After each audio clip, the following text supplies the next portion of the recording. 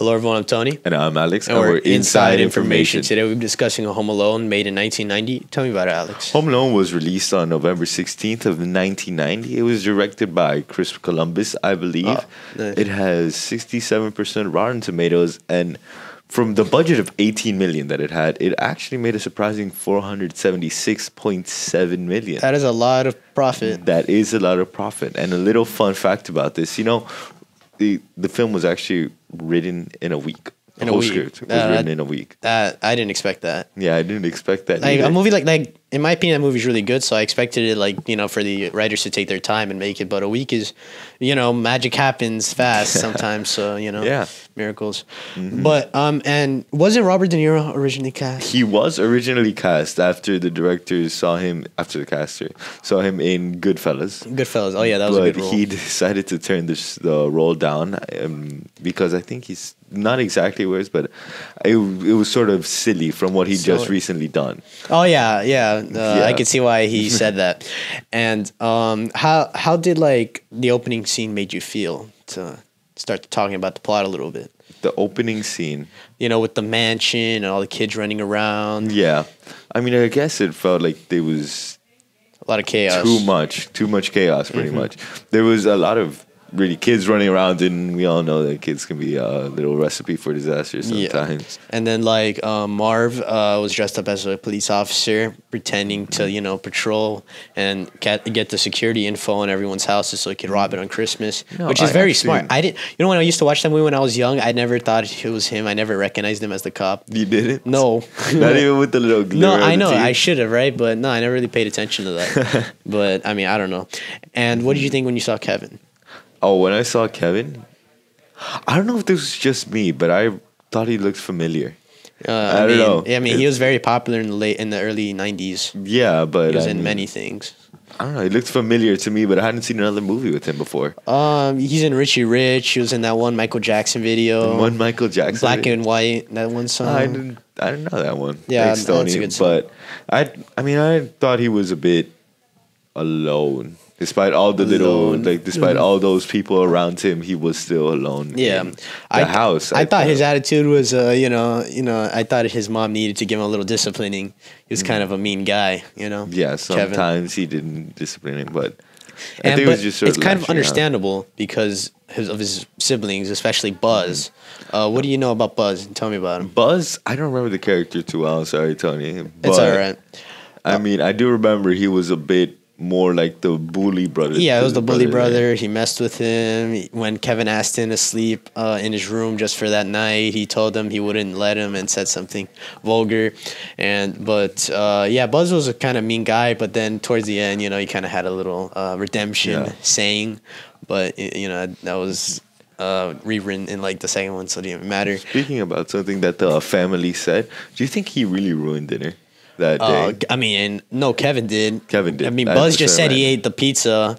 He didn't have to he said something to mess with him, but he didn't have to push him and then cause everyone to spill all their milk and stuff. Mm-hmm. So I thought that was kind of So do you think it was Kevin or Buzz that? No, Kevin for sure. For sure. Buzz provoked him, but a lot of killers get provoked too. So yeah, it's it's not always, it doesn't just. I mean, I'm not saying it's like a killing, but it's it doesn't justify ruining an a whole act of violence. Yeah, that's exactly what I'm saying. Yeah, and when he woke up the next morning, the alarm clock went off and everyone's alarm clock because of the electricity and stuff, and then they woke up late and they ran out of the house in a hurry, and Kevin was left behind. And Kevin woke up, he was alone, and he thought his family disappeared. He was really happy about it. What did you think of that? What did I think of that? I thought it was kind of... Well, I mean, I know that a lot of kids always usually wish my parents weren't here so I could do whatever I want. But yeah. So I think the scriptwriter really put that well into terms of how he acted when he realized his parents weren't there at first. Mm-hmm. But then, of course, came back to sort of haunt him in a way. Right, yeah. But I don't know. I thought it was... even though it was understandable. It was understandable, but I thought it was kind of insulting in a way to the parents themselves. Yeah, but I mean, they were kind of bad parents, weren't they? They were bad parents especially because they left them not once, twice. you know, when Let's going not to New forget York Home in the Alone second 2. one. And so, like, I don't know, they should have been better parents. They should have been better arrested. And do you think, like, what do you think about Old Man Marley? Old Man Marley. Yeah, the guy that shuffled the snow and put salt. Everyone thought he was I the don't- neighborhood killer. I don't know about you, Tony. Yeah. But I thought he was pretty cool. Yeah, I thought he was a good guy. You know, I thought don't he was know a why- nice guy. I thought it was one of those kid stories because I don't know if you had that when you were younger. Yeah. But always that one person or that one house or that one place Yeah. or something. Yeah, I know. I Where know it exactly would what you're be talking a whole little haunted type thing. Would Yeah, be, even the though haunted it house on the wasn't. neighborhood. Yeah, I've had that before. And were you like? Did you think he was actually a killer? Like, No, were you I scared? didn't. Yeah, Yeah, I that's didn't so- think the so dumb. PG children's movie would include a killer in the whole Yeah, that's true. That's true. idea of it. And the Wet Bandits, Harry and Marv, the main antagonists of the films. What did you think about like their strategies? Like, Their strategies, okay, I thought it was kind of interesting how their strategies were good. As you said, you pointed out how Marv came in dressed as a cop to try to yeah, I think scout Marv the house. had good strategy. It was not except Harry. I Like think Harry, it like he was- flooded every house, like the houses he went, pretty much marking his territory. Yeah. which ended up being a mistake because now the cops knew every house they robbed. So that was really not yeah, but I smart. thought it was still a good eye. Like they were intelligent in some things, but really, dumb in others. Yeah. Yeah, I get it. Like Patrick from SpongeBob. And to give an example, I suppose. Yeah, good And why do you think it took his mom so long to realize? Like once she was on the plane and everything. honestly, I don't know.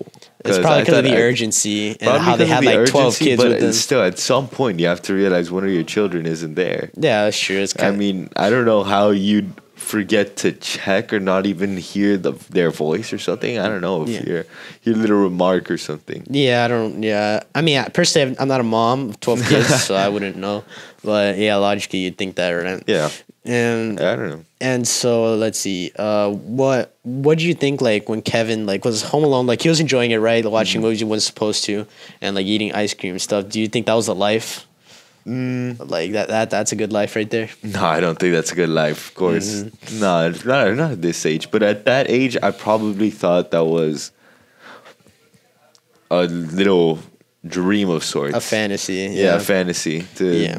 watch movies and eat ice cream. Yeah. I still like watching movies. No, but so like much about the ice cream. Kevin is a jerk, sort of. But like he's a really smart kid. When the bandits first tried to rob his house, he devised a plan that Yeah. like I mean at first technically he just turned on the lights, but then like later on he started like making firecrackers, making gunshot sounds, scaring them off by like making a contraption of people dancing in his house.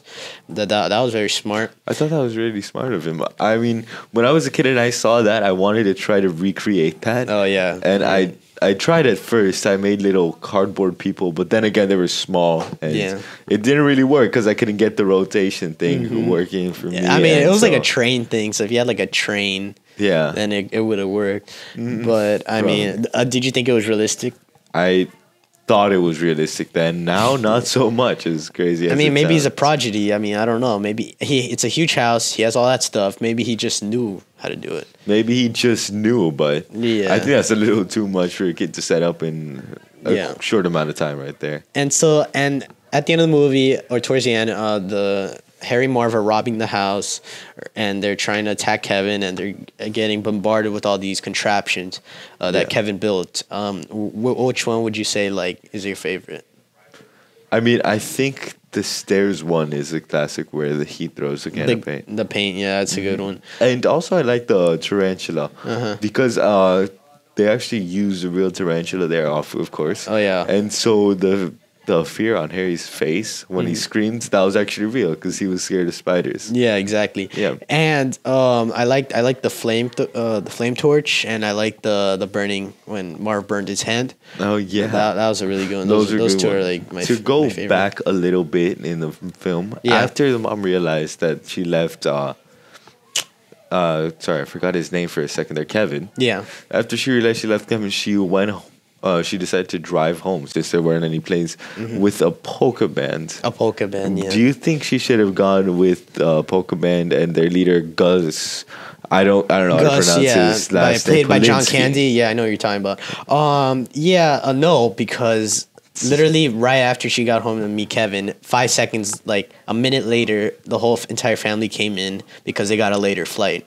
So Yeah. she was not that worried and was a little more patient, then it would have been like, all right, And I cool. also think that, thank God, they were decent people, because really, if they were anyway, it's just some random lady who went into their car. Yeah, of course. That would probably not be the best thing. Yeah, best scenario for her. But yeah, both for safety and for time. Like I think she wasted should've. her time, and risked her safety, because and they literally arrived 5 seconds later, and I thought to myself, wow, what a kind of waste of a trip. What a like not very smart subplot. On the bright side, she did save the money for a ticket. I guess No, that's- she gave her tickets away. She gave away her jewelry, and she gave like all her jewelry away. But she did save the money from a ticket. Then again, it would probably add up more to the price of her jewelry and a No, bunch bro, of other they gave things. her she gave like the old couple $500. So no, you know how much that is in 1990?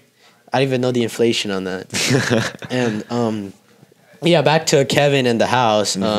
Yeah, he had all these contraptions with the treehouse. That was pretty good too. Yeah. But then he went to this other house that was flooded, which was interesting because like when I used to watch when I was younger, I thought it was his house for whatever reason, even though it didn't make no sense. But it was a house that what bandits robbed earlier, and so then they caught him in that house and they apprehended Kevin and threatened Yeah. him. But then old man Marley like saved his life. With What'd the you think? shovel. Yeah, with the snow shovel. What'd you think of that? Did you expect it? Because I really didn't. I don't know why. I didn't think Old Man Marley would suddenly appear with his famous snow shovel and defend Kevin there. Yeah, I know that was pretty good on his part, and I didn't. I didn't know what to expect. I just watched it. I watched it every year since I was like a toddler. So Since you were a I never really toddler. thought about it philosophically like that. But like, Really philosophically, Tony. yeah, and he had a lot of inspiration by Old Man Marley too at the church when he told them to you gotta be thankful for what you have. Yeah. And To try to reconcile with his son. yeah, and he tried to he felt, and Old Man Marley had like a kids of his own or Yeah. kid, and like he felt bad because he didn't see to them. reconcile with Yep. his son. Yeah. And Do you and- think that was realistic in that way?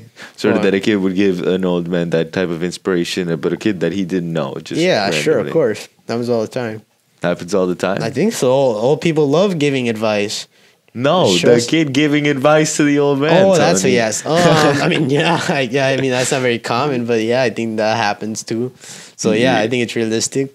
I guess. I mean, I don't know. I can't see a kid just walking up to a random old guy and giving them this whole advice that he needed to hear all along. Yeah, and what did you think like Kevin ended up being a good son or no? No, No, of course no, not. I don't think he was a good son, honestly. And I think he's a Kevin bit off. didn't tell his parents about the criminals. Do you think like that was weird? I thought that was odd. Like, why wouldn't you tell your parents about these people who started chasing you? Like, I know that I would if I was. yeah, but I think they eventually discovered because every other house was robbed. Yeah. So I think. But I think maybe it's because they wouldn't believe him.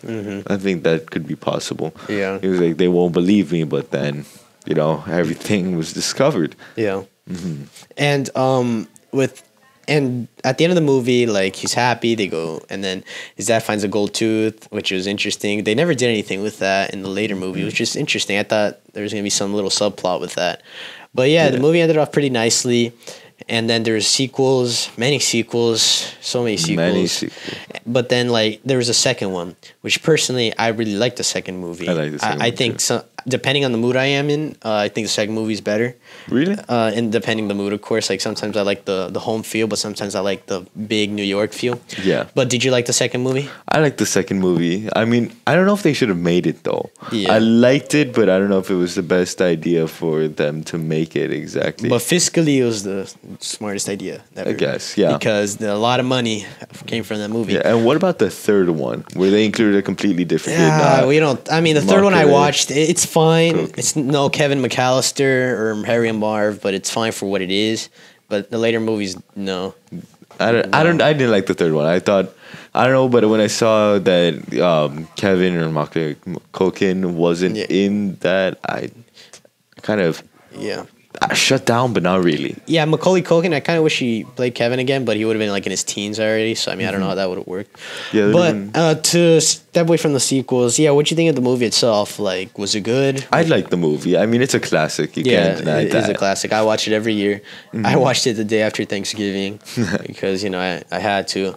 And my rating would be an 8.5. I'd give it a 8.5 too. Yeah, I think it's a great Christmas. I think it's like not Chris. I mean, it's not technically a Christmas. It's like movie? It's more like it's a Christmas themed movie. It doesn't revolve around Christmas. It's like winter. It's like a lot of like Thanksgiving movies. A lot of Thanksgiving movies are set in Thanksgiving, but they don't involve Thanksgiving. So if you would consider this Christmas themed movie, it's definitely a movie you should watch during Christmas. But I mean, I feel like you can watch it any other time of the year that's when it's cold because it doesn't necessarily involve Christmas that much. Yeah, but if you consider this a Christmas movie, where do you think it would rank in Christmas movies? Oh, definitely up there because I mean, there are of course like some great Christmas movies, but other ones are not that good from what I've seen compared to Home Alone. Like, and I get tired of movies like sometimes like kind of easily depending on what it is. So, but this movie I don't get tired of. I could watch it every year. I'll never get tired of it. But I think that's all I got to say about that movie. Yeah, me too. All right. Thank you everyone for joining us this week. Next week we'll give you another Christmas themed movie to celebrate the holidays, and we'll be seeing you later. Thank you.